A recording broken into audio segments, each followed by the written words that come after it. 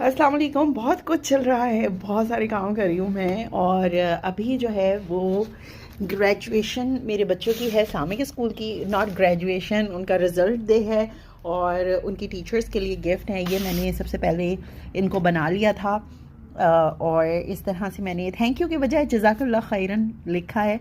और बहुत cute cute सी बनाई हैं। जो बड़ी बेटी है ना, उसके जो एक टीचर हैं वो चश्मा पहनते, दो नहीं पहनते।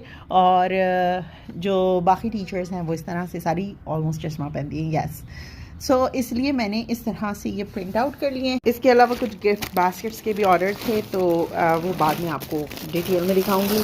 और साथ में जो है वो गिफ्ट्स आ चुके हैं सारे, मेरी जो बेटियों को मैंने टीचर्स को देने हैं। तो इंशाल्लाह ये पूरी मैं आपको कंप्लीट करके ना इंशाल्लाह एक वीडियो में दिखाऊंगी। सो अभी सिर्फ ये है कि ये सारे गिफ्ट्स हैं और मैं बहुत एक्साइटेड हूँ। इस दफ़ा मैंने बहुत ज़्यादा पहले तैयारी शुरू कर ली थी, तो मैं टाइम से कर लूँगी इंशाल्लाह। कल जाऊँगी तो थोड़ा बहुत मैं आपके साथ ज़रूर शेयर करूँगी।